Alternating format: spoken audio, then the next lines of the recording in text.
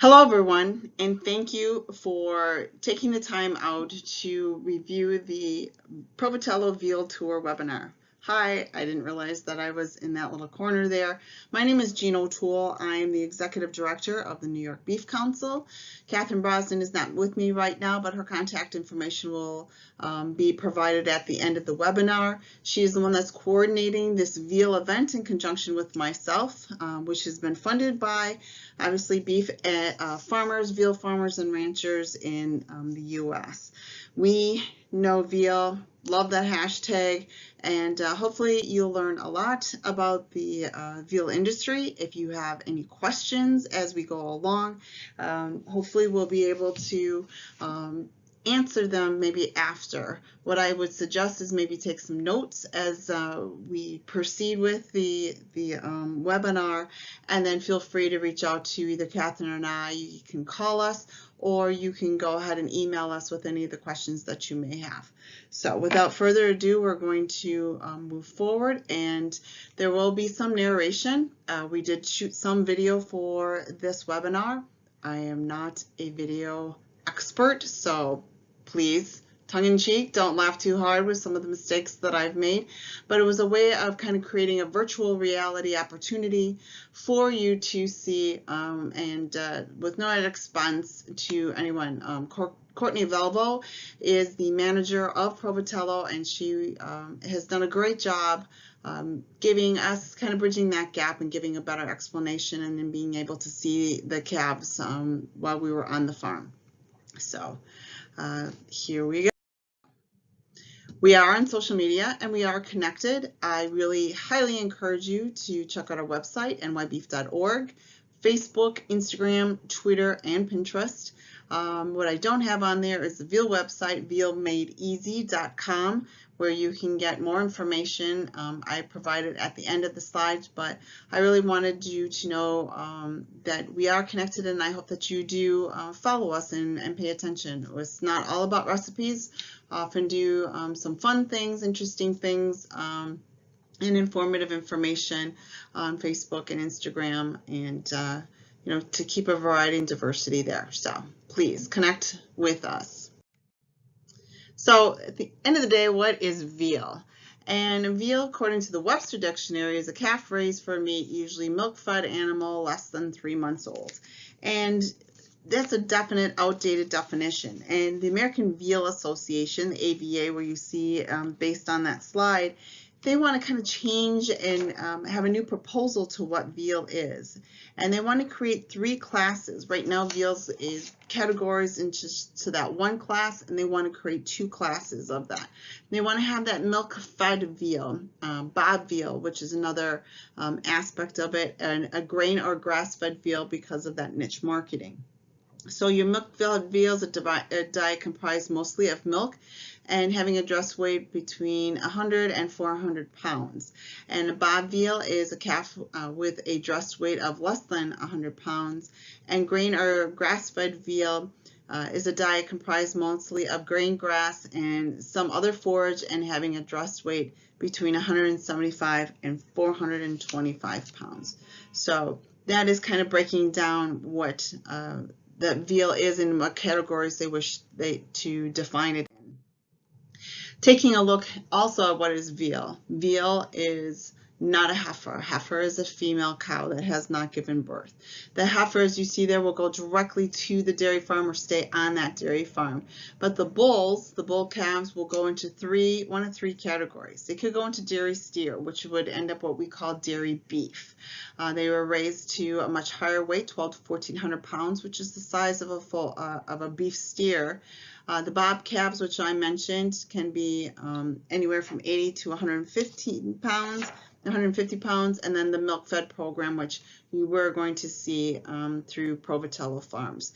And you're going to see a variety of this slide a little bit later, where the USDA veal slaughter for 2017 was over 503,000 calves overall, and you can see that breakdown of how many were bob veal, how many were formula fed, non-special fed, which would have been your grass and your grains, and then your heavier calves, which are your dairy beef. Now, the veal life cycle, where it all begins, and that is a really good question because it begins on a dairy farm, and that's really important to realize is that when a dairy cow gives birth to a female calf, it's known as a heifer. As you see over to the right there, there's a heifer that is a female calf in that hutch. And you'll see a lot of those outside dairy barns. A lot of people think that's veal. Raise your hand if you thought that was veal when you drove by these farms. That indeed is a heifer, and she's in that heifer hutch right now for at least 3 to 4 months. And we'll explain why in a second. But she's there for 3 to 4 months until her immune system builds up, and then she'll be put into a general population until she's ready to start calving, because once they calve, that's when they produce milk, and the dairy animal is about that production of milk. If the cow gives birth to a male, usually about 50% of the time, that male is known as a bull, and he is sold to farms to be raised for beef, that dairy beef, or veal. Now, how long does a veal calf stay with a dairy cow? Well, veal calves and dairy cows are curious, and sometimes they forget how big they are, and in many incidents, cows step on their calves and crushing them to death, and we don't want that to happen.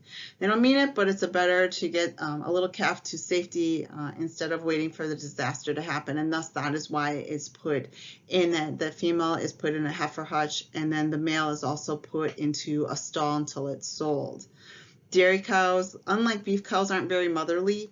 It's not uncommon for her to pop that baby out and not have much interest in her at all. They may clean off that calf, but as far as the idea of feeding it and nurturing it, that is just not in the scope of the thing of that cow. The other reason why we separate that cow is that colostrum. Colostrum is so important to newborns, both human newborns as well as these calves. And if that newborn, that heifer is not getting the right amount or not at all, the calf could be doomed. And that colostrum is the first milk from the mother cow that is full of all the good stuff that we want that cow to have, such as antibodies crucial for calf immunity. Taking her to the calf barn can ensure that she's getting the perfect amount for her, and they will bottle feed her. If the calf, the dairy cows produce way more than a single calf can consume, because that's what they are bred for, is that massive milk production. If the calf consumes too much milk, it could get scours, which is extreme diarrhea, which leads to dehydration or death if not treated properly. Or if the mother also would be extremely uncomfortable because that calf could never empty out her udder properly. Thus, they remove that calf, the mother goes right into the milking population again, and the cycle continues. Now lastly, calves, like human babies, deserve a clean, sterile environment when they are born, and that's what that calf barn is made for. She receives a warm, clean bedding on the daily and the perfect amount of milk and around-the-clock care, and again she will go into that heifer hutch, which you see just a little bit above me, you saw on the last slide. The barn that you see right there, that is where veal calves go. The reason why the males go into the barn is they are not as strong and sturdy as the females. Females, they found when they put them in the barns right away, they got pneumonia and they got sick, where they actually thrived in the outdoors. Thus, that is why the heifers are kept outside in the heifer hutches, and the males are kept inside in barns under regulated conditions. Now, the veal life cycle. On veal farms, calves are grouped together based on their age and size, and you're going to see that. Provitello, Courtney will walk us through that. In group pens, they are milk-fed calves, can stand, stretch, lie down. You're going to see that. You're going to see some of the calves lying down, some walking around, or just standing comfortably. And the modern veal farms have artificial lighting and receive natural sunlight through windows, curtain panels. You'll see that as well in these barns. And veal barns are heated during the cold months and have year-round ventilation to provide clean air. It's very important to have that clean, fresh air, and these facilities provide the optimum environment for a veal calf comfort and growth. That way they have a consistent product that is a quality product. Now, who raises veal? That's a tough one here, because more and more of our milk-fed veal is raised by Amish and Mennonite farm families. The average farm raises about 200 calves at a time, and then they are constantly rotated in and out based on that 22-week cycle. But we're seeing a lot here in New York being raised by the Amish and the Mennonites. Veal is raised primarily here in the Northeast due to the fact that we are a high dairy population. As you see there, Wisconsin, New York, Pennsylvania, Ohio, Indiana, Michigan are your veal states. New York is a high veal consumption state. Wisconsin being number 2 in dairy, New York being number 3. Pennsylvania is actually number 5 in dairy. You have a high production and you'll have a lot of bull calves, and again, whether they go to dairy beef or they go into that veal production. But the majority of our veal calves are raised in these 5 states. Now, how big do they get?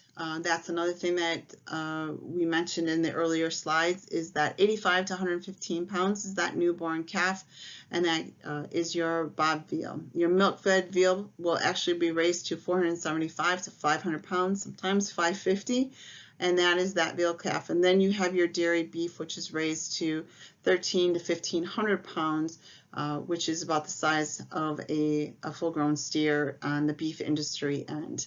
And they want to be able to differentiate that, the AVA, in definition and in scope as well.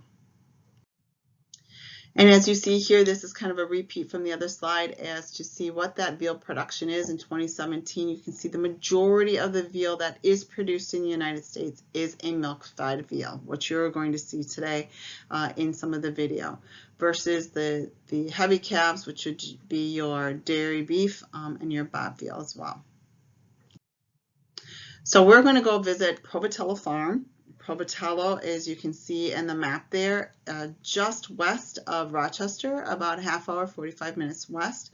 Provitello is committed to, they're extremely innovative, one of the first barns to do this feeding system through their technology. And they were also one of the first to do this group housing, which I will mention a little bit, was mandated by the industry to have 100% group housing by 2017, which the industry did. They mandated it again, for themselves, and they all achieved it by the end of 2017. So I'm going to have Courtney introduce herself real quick, and you'll see some of the video as we go along. Hi, my name is Courtney. I am the farm manager here at Provitello Farms. We are a 1,200 head veal farm operation in Elba, New York. So right now we are at Provitello, and this is what would be considered a group housing project. And as of 2017, the industry mandated upon itself to do group housing 100%, which they achieved prior to the end of 2017. But Provitello's been doing this for much longer. Correct. Provitello has actually opened its doors starting in 2005. We have been group housed here since the beginning. And then on top of it, our owning company in Grover has had group housing for much longer than that as well in some of their veal facilities in Canada while we're here. And then how many employees are you? Now you're the manager. Correct. It's myself, and then I have 3 other employees. I have one girl that spends most of her time in these baby barns working with just these essentially 2 groups of calves at all times because they're a little bit more needy at this age. And then I have 2 other guys that are down in my main barn that help me with the bigger calves, taking iron samples, working on the barn and the machine maintenance. All right, so that's a quick introduction to how many people actually work on the farm and a little bit about Provitello. Hi, my name is Courtney. I am the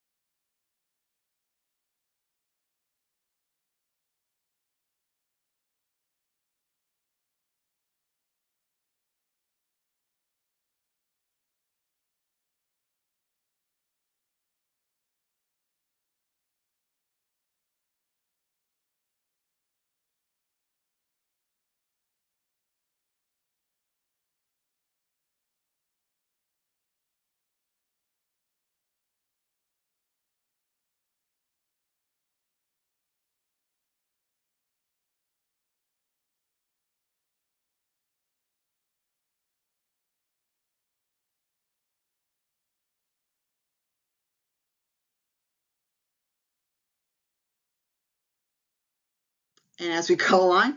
Now here's the housing in the starter barn, and Courtney is going to touch on this I wanted to show specific pictures. As you see the picture on the left, the calves, when they first start out, they are on hay, and then as they get a little bit older, they are transitioned over to straw.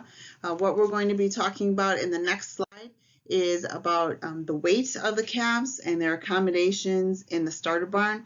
My first question to Courtney is, how much should these calves weigh, or do you want them to weigh when they come in? We want them to be ideally right around 100 pounds. We get usually a range between 95 and 115 pounds, depending on the calves that are actually at the auction house. A typical group's average is about 102 pounds, though, to start. Mm-hmm. And now you mentioned earlier when we were talking is that these guys are about 2 weeks old? Yep, roughly they're about 2 weeks old at this time right now. So they're about halfway through here. We keep them here, like I said, 30 days. We're looking for about hopefully 2 pounds per day in growth while they're in these barns before we bring them down to our finisher barn. So do they, when they get here, like this group all kind of came in together, they stay in this barn until they go down to the next one? Correct. When they come into these barns, they essentially stay in these pens. We get that half is 60 and then this half is another 60. So these guys are actually a week older than the calves in the pens that we're actually standing in right now. So we get half a group 1 week and the other half the next week. And it's actually, now this morning was about 1 degree where I was in central New York. I'm sure it was pretty chilly here, and it's really kind of comfortable in here. They are outside per se, and there's not, really any heaters, but I see that the sides are down in the barn. Now you mentioned that these can be lifted and lowered based on the weather? Yep, so the curtains on the side are both, the top and the bottom can be moved individually on both sides of the barn depending on the wind, depending on the temperature. We want them to have as much fresh air as possible, but while keeping them warm at the same time. Actually up above us we do have some heaters. That'll keep the barn from going anything lower than around 50 degrees in these barns. And that's your idea, is 50. Ideally, we want them not lower than 50 degrees. That avoids. Pretty comfortable. It's comfortable in here. You can see in this pen too a little bit more. When they first come in, we actually bed them with straw and put blankets on them when it's really cold out. As they get bigger, we switch them over to sawdust because it has a little bit better absorption, so they don't get wet. All right. So as you can see, she said they switch over to sawdust so they don't get as wet and they stay relatively dry. As we move forward, we're going to discuss the feeding of the calves. We're going to talk about this feeding system that Provitello basically created. As you can see in that first picture there, the calf is feeding at this. You can see it in that middle picture, kind of what it looks like. On that first picture, there you see that yellow and red contraption. That is where they have access to water, which we're going to see. And then there is some grain mixture that they have that is something that is created for them, specifically for their veal calves. They also, we're going to be discussing that milk replacer, and you're going to be able to see a bigger machine. This is a smaller one that is down in the is up in the starter barns. The milk replacer veal calves eat is a combination of byproducts produced during the cheese and butter production. It's called whey protein, and these products are high in nutrition, protein rich, and easily digested. And if they were not used for the veal calves, they'd be lost in landfills. So we're kind of like an upcycling, veal is an upcycling aspect of the industry. The veal industry also gives purpose to both animals and byproducts that otherwise would be undervalued and unwanted because they don't need that bull calf to produce milk, so where would it go? And in essence is both the veal industry, like I mentioned, is an upcycling opportunity both for the milk byproducts as well as the calf itself to create another quality protein. So here's some feeding in the starting barn. First walk in, the first thing we do is we sort them to get 30 in each calf. And so this calf's standing here nicely for me. You can see each calf has a tag on it. They have their number on the bottom, which is how we identify them, but most importantly is this RFID tag, which is how the machine identifies them. Let's go over to this machine right here and we can take a look. Now here we have a calf that's drinking away. Now this is supposed to simulate. It's just like supposed to be as if she was drinking off of her, or he was drinking off of his mother. They come in, the machine reads their tag. The calves are allowed to drink a certain amount throughout the day. It's broken off into small feedings to avoid them from overeating at any time, but also so they can take multiple meals. Some calves like to drink it all at once. Some calves like to take a couple sips like that one and walk away for a little bit, so they can choose how they eat. Okay, so right over here, they have free access to water. They can get it whenever they want. Yep, the waters are actually heated, so it avoids it from freezing. We clean them out multiple times a day as well. They like to slobber in them a little bit, so we make sure they stay nice and clean for them.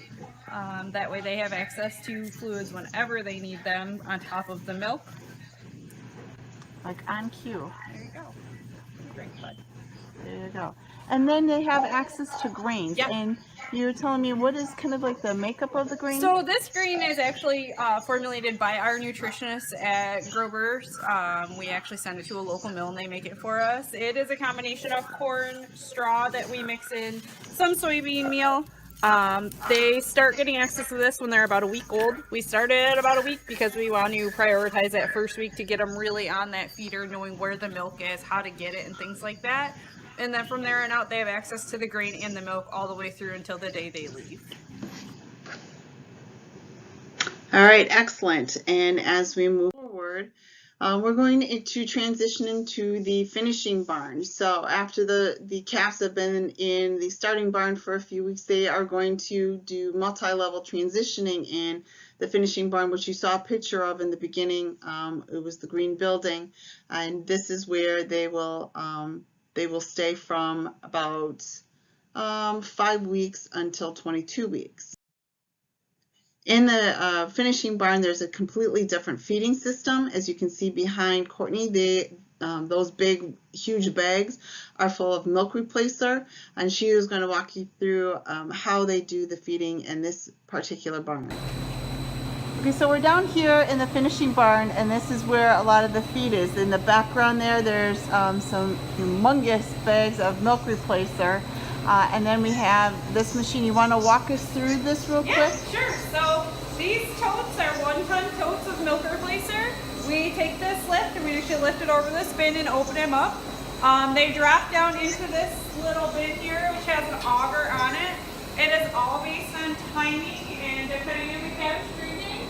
It's all automated, so once it gets notification that it is low on milk in the holding tank, it'll begin mixing by dropping in the hot water, adding the milk replacer, mixing for a certain amount of time, piping over to this holding tank. As you can see, the milk is always circulating to one, ensure that it keeps the milk mixed together correctly, but also it's piping it through a pipeline all the way down to each individual room. So it's essentially the opposite of a milking parlor. So the pipeline taking it away, it's actually bringing it to the animals to eat. Interesting concept. So then this room in here has like all the feed. This is our feed room. So the bag feed is for our machines. When we have the pipeline down for cleaning purposes, they do get bagged milk replacer. The totes are here, as well as this is where we hand mix our grain like we've talked about before. Down in these groups, we bring it out to them twice a day as well, just in larger quantities than what it is in the baby barns. And down there. All right, so let's go visit some calves. Okay, so as we move forward, one of the things that you're going to notice, you're going to see is the flooring's a lot different, and Courtney is going to talk about one of the empty barns that and rooms that you're going to see of why the graded floors, what they're made out of, how it is to help to keep the animals clean. They are non-slip, and it helps manage disease, and she is going to cover that in this next section. As Jean said, this is our empty barn. These calves shipped out last week, so we come through, we pressure wash and disinfect the rooms completely to start each group off with a nice clean room for them. Our slats that we're actually standing on are actually different than most slats in other barns. They are made out of a really hard wood out of Africa. They're the size and width between them to avoid toes getting split and things like that, to give them the most comfort, while also making sure all of the manure and urine goes right through to keep the calves clean and dry as much as humanly possible. Over here we have our grain troughs. They run on both sides of the room to give as much space as they need so everybody can eat at one time, avoid any fighting and things like that. We do have larger waters in these pens. This room itself will house about 60 calves when they move down. So essentially 2 of those smaller pens will be combined together when they move down here. Down here is where they have their milking system, same concept with the ear tags and the machine giving it to them on demand. Except down here, instead of the machine mixing the milk replacer right there, it's pumping in and diluting down the pipeline milk.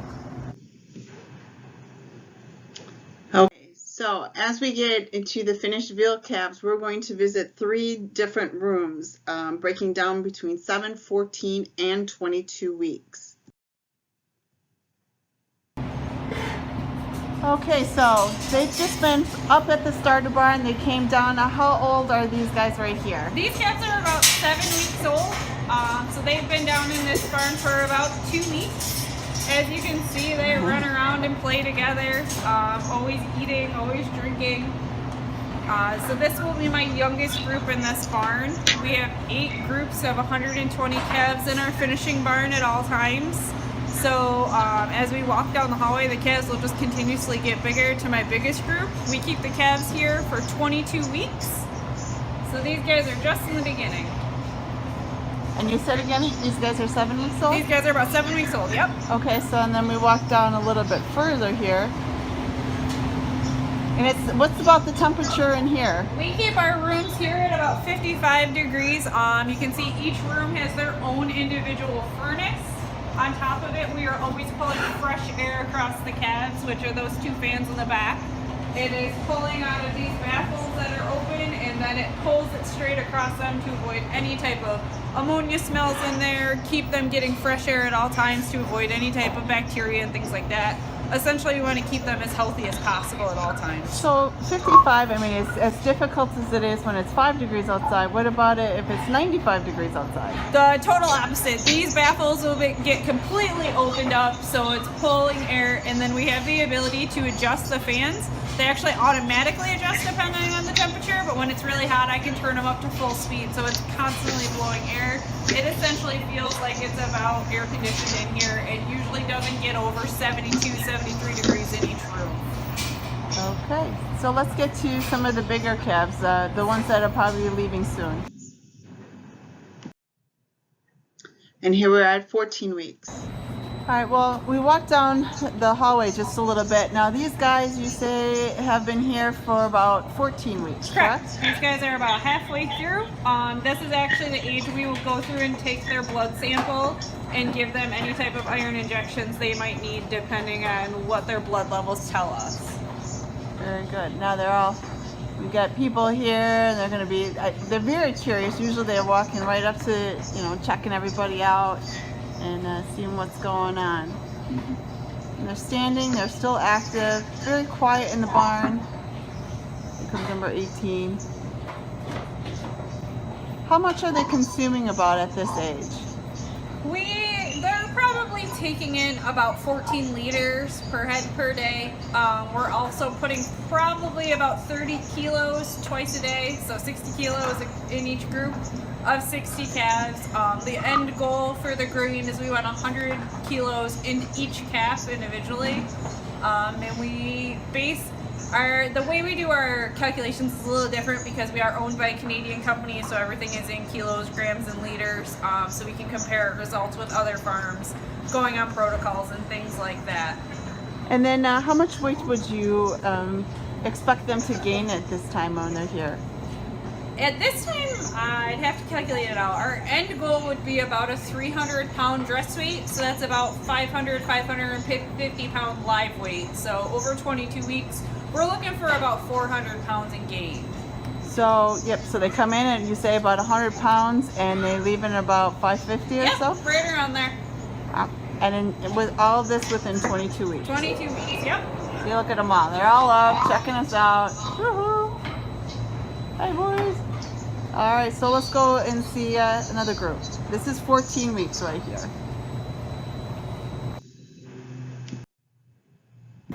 Okay, so now we're at 22 weeks. These guys are going to be leaving soon. joining the ranks in the grocery store for chops and cutlets and ground. So how will they be removed now after 22 weeks here? On Sunday night, I have a truck driver that comes. Along the back, you can actually see gates. All of my pens have gates behind them. We will actually walk them down a ramp and walk them right into the truck, so they don't have to come out into the cold air. You don't have to worry about them slipping on ice or anything like that. They stay in the barn the whole time and walk right into the back of the trailer. Very good. And it's usually done at night? Yep, we do. We typically ship at right around 8 o'clock on Sunday night. We ship out 60 calves a week, just like we bring in 60 calves a week, so it's just a constant rotation between the guys. Because they find it keeps them calm when it's at night and everything, for the most part? That, and it all depends on when our slot is to when they're getting processed and things like that. They're flirting. But they're friendly and calm. They are fully intact bulls. We do not castrate, we do not dehorn, we do not dock tails. They are in their natural state. Very good. So in essence, they're about half the size of a full-grown steer. Yeah. Excellent. And again, nice and quiet. You're still drinking the milk replacer. You're giving them grain. You've got access to water. They're a lot more curious. No, there's one that's mobbing off. Very good. Courtney, thank you very much for the information. We will definitely give people your contact information if they have any questions. And Provitello, they do have a website, correct? We do have a website. We also have a Facebook, so feel free to contact us anytime. All right, excellent. Thank you, and we appreciate your time and energy, and have a good one. Well, thank you, Courtney, for taking that time and helping us out and answering some of the questions and providing a little virtual opportunity for the veal industry. Calf health, this is something that we wanted to address as well. A couple of the next slides is, do veal calves routinely receive antibiotics? Antibiotics is always a hot topic when it comes to livestock. And as always, and Courtney mentioned it in the beginning, the only time calves receive therapeutic doses of antibiotics is when they are sick and recommended by a veterinarian. As soon as the animal recovers, the use of therapeutic medication is discontinued. This is something that the calves will be tested for. Residues are marked. If you're given an antibiotic and there's a 10-day residual, then they have to adhere it, because if they were to send a bull calf to the slaughter facility and it was marked for having residue, that Provitello could be fined, and that animal, that meat, everything. If it happens more than once, then the packer will refuse that farm from that point forward. And that's the protocol for beef as well. The health products approved for use with veal calves are painstakingly scrutinized by both the FDA and the manufacturer being put on the market. And the FDA also regulates the label of the product. The doses permitted are based on weight, where you and myself could both receive a Z-pack. There could be 100 pounds between us, but we would have the same exact dose, where the calf is weighed, and then based on what that weight of that calf is how many cc's they would receive of a particular antibiotic. And then again, they do monitor the withdrawal period. They're followed by those name tags, like you saw, number 90 for not only for feed, but also if any antibiotics, any inoculations that are given to the animal, their iron levels, etc., are monitored through the entire life of the calf on that farm. Veal calves. Anemia is something that was spoken about and often thought of. Veal is a very light milky color, and the color of veal is based on the hemoglobin, or the iron levels of it. We did address that and ask that question with Courtney earlier, and I want to come back to this and so you can hear what their practice is on the farm itself. You know, veal's known to have that kind of that milky white. That's where the milk replacement is, and we'll take a look at that when we get down to the other barn, because there's a bigger a machine and everything. But to feed a little bit of grain in this mixture, is that a concern of changing the color of? Nope, this feed is actually, so the changing of the color in the veal meat would actually be being overfed in the iron. This grain is formulated for us to be low iron. We actually have our straw specially raised to keep the iron content and things like that low in there, but it does help them grow, gives them a little bit more diversity in their diet and things like that, on top of helping them get bigger faster. And then the other concern is like anemia with these calves. That how do you keep on top of that? So like we talked about before, when these guys are about 2 weeks old, we actually give them an iron injection in this barn. But then again, when they are down in our finishing barn, which you'll see at about 8 weeks old, which is just about halfway through, we individually take blood samples on all of our calves. One of our main farms in Canada actually tests it for us, tests their hemoglobin levels, and tells us individually how many cc's of iron that calf needs to stay at the optimal level to avoid any type of anemia, where we'll run into illnesses and weaknesses and the calf ultimately not performing the way it should. Right. So that gives you a little bit of insight on how they manage the iron levels of those calves to ensure that the color of veal, which is very important to chefs and to the consumer, remain that nice milky white. VQA, Veal Quality Assurance, is equal to the BQA system, Beef Quality Assurance on the beef side. The American Veal Association supports VQA. A lot of the packers ensure that their producers of veal are VQA certified. Provitello is a VQA certified facility, and it is a voluntary program, science-based best practices and standards developed by the farmers and veal experts to ensure that veal calves receive quality care. It's kind of that quality sign towards that consumer, as well as that this is VQA certified, that they're doing best practices as far as animal handling, as far as where the inoculations go, as far as how that animal is treated throughout its life cycle. The Veal Quality Assurance, there is an advisory group. Jerry Bartelzi, he's in that first column, second from the bottom. He is also owner-operator of Provitello. He was unavailable on the day that we did this video, but he also runs the Grober plant, the Grober feed plant that is in Auburn, New York. So we are going to be doing a tour of that feed plant with some culinary instructors in the next coming months, and they will actually see that feed plant. But the VQA quality assurance program is not mandated, it is voluntary, but oftentimes, like I said, packers will mandate that their growers are VQA certified because that way they can put that as part of their marketing label. Here are some more resources and more information. Vealfarm.com.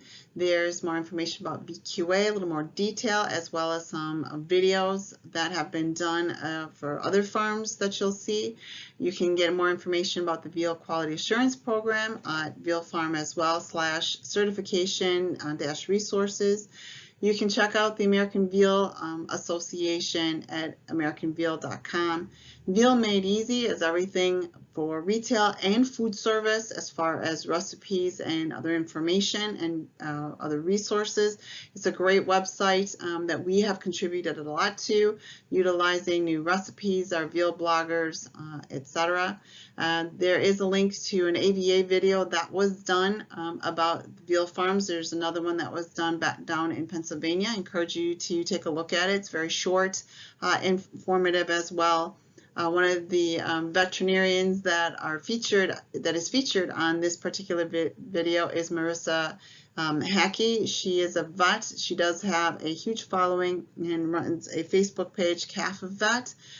Encourage you to check out her information. She's very good, very strong in her advocacy of the veal industry and veal information. So if we ourselves cannot answer your questions on the healthcare handling of veal, I encourage you to reach out to Marissa. She will be able to assist you as well. Without any further videos or information, I thank you for taking the time and watching this. I appreciate your time and energy of pursuing the Veal event that we're going to be putting together. Again, my name is Jean O'Toole. I'm the Executive Director of the New York Beef Council. My email address is seen right there, jotoole@nybeef.org. Catherine Brosnan, who has coordinated this event, is kbrosnan@nybeef.org. I encourage you to email us with any questions after you've seen this, or feel free to give us a call at the phone number below. Also, two other resources, as Provitello does have a Facebook page, and they do have a website for more information about that farm in particular. Again, thank you so much. Very much appreciate your time, and good luck to you all. Have a good day.